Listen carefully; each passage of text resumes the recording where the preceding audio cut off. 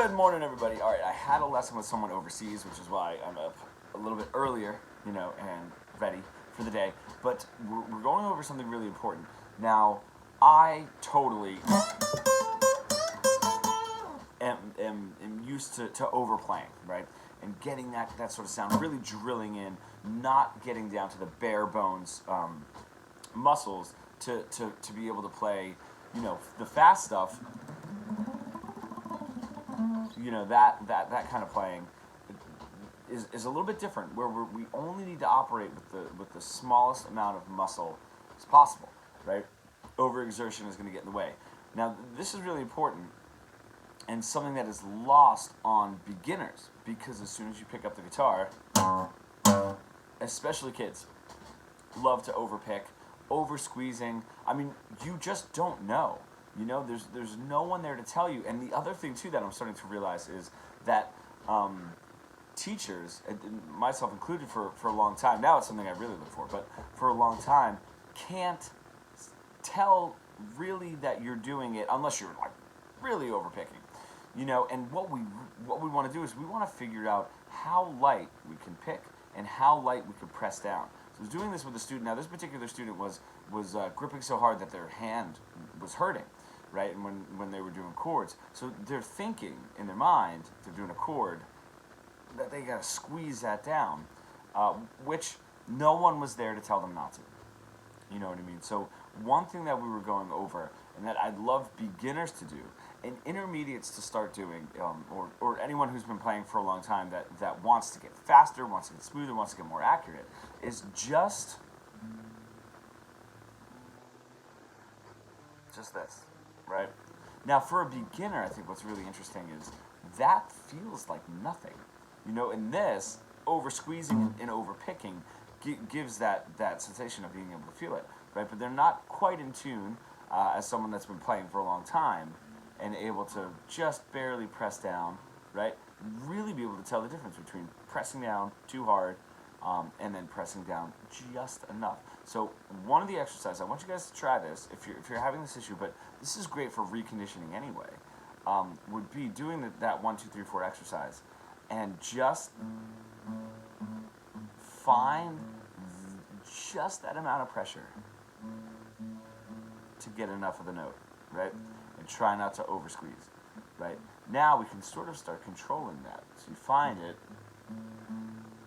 right? Now with some students, I've had them try to nail that sort of buzz, right? I don't even know if you guys can barely hear it, but that little bit of a buzz where I'm in between, right? I'm in between pressing all the way down, getting a clean sound, and not pressing down enough, right? It's like this right in between. And if you can control that, if you can play relatively consistency in that little area in between pressed all the way down and not, it's really gonna gain that control. So the other thing too is while we're moving, we want to over squeeze. So now if we get into chords, we get into bar chords, whatever it is, if we're not as loose as possible, switching bar chords is going to be tough. Switching chords in general is going to be tough. Not only that, but the motion is going to make us squeeze even more. That kind of quick one chord to the other. We're going to be inaccurate.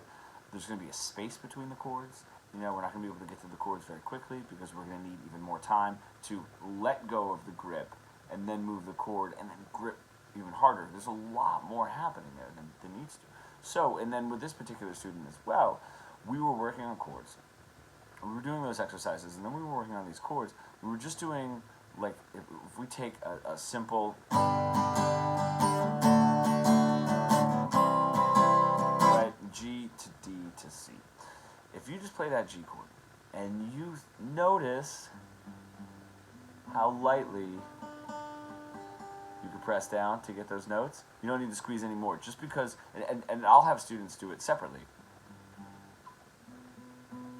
In finding that little buzz too, feeling how much pressure it takes to press just that down, just that down, just that down, just that down. That's all you need to play the chord, right? So we'll do that chord by chord, right? One at a time.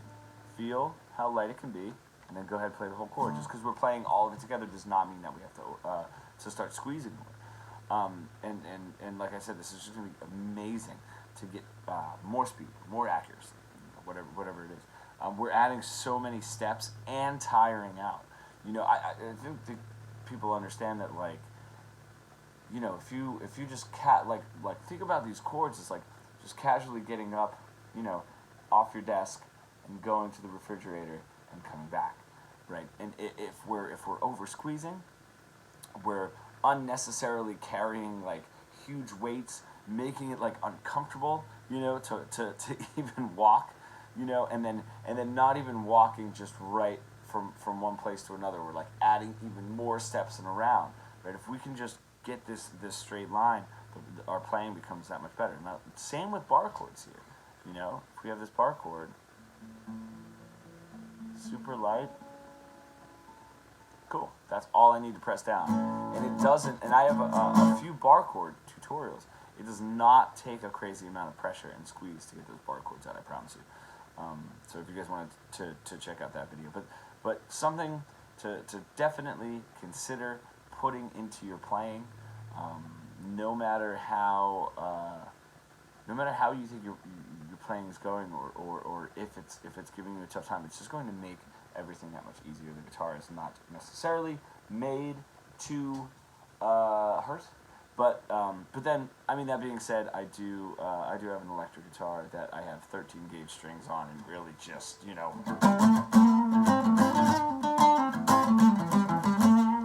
right. But that sort of overplaying in that instance where I'm adding a little bit more muscle, that's only possible if I have the least amount of muscle possible as a baseline that I can then build, as a foundation that I can then build on top of. So something I wanted to throw out there. It's still a little bit early. I got my coffee, and I will see you guys soon.